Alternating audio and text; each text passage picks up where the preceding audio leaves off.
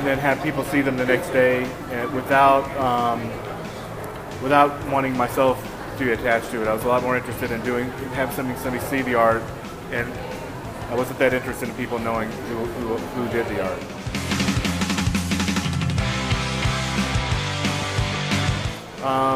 No. I mean, I've been caught, and I've been in jail about 30 times or so. Yeah. But like, when I really kind of took off, like with the street art thing, I was doing billboards. And what I was doing is the size of the billboards was 11.5 by 22.5 feet. It was a standard size, and they were all posters back then. So basically, I was hand painting the posters in a studio and then pasting them on existing posters. So in all practical purposes, I wasn't really doing any damage because, you know, there's 20 posters on there already, and then every month they put another poster, and then once every few months they scrape all the posters off, and then they put a new poster up. So I'm really not doing anything that isn't easy to fix. I mean, that's the way I was thinking then.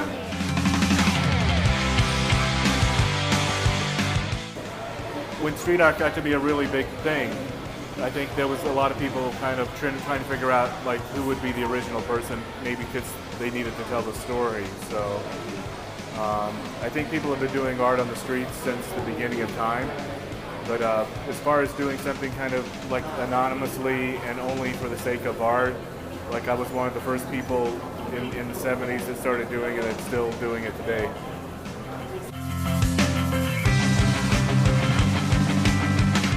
Yeah, I mean, I started selling paintings like at the malls like when I was like 8 years old. So I'd already had the experience of doing that. But you know, I just like the idea that I could have an idea and that tomorrow at the same time everybody in this area would have seen the idea.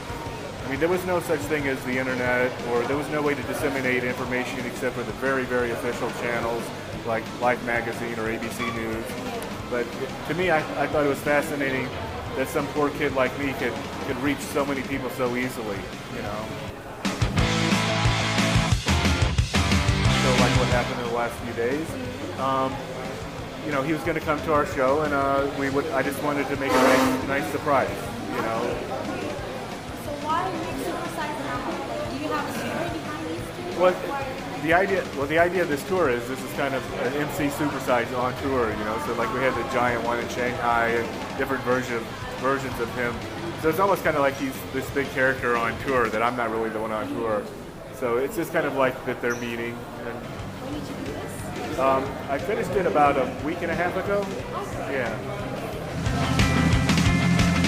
Like the idea of like when Walmart used the smiley face to represent their company and create, kind of soften the blow of who they were with a kind of a cartoon face. And so I just took that same image and then, you know, added a dark underbelly kind of to it, or another dimension to it.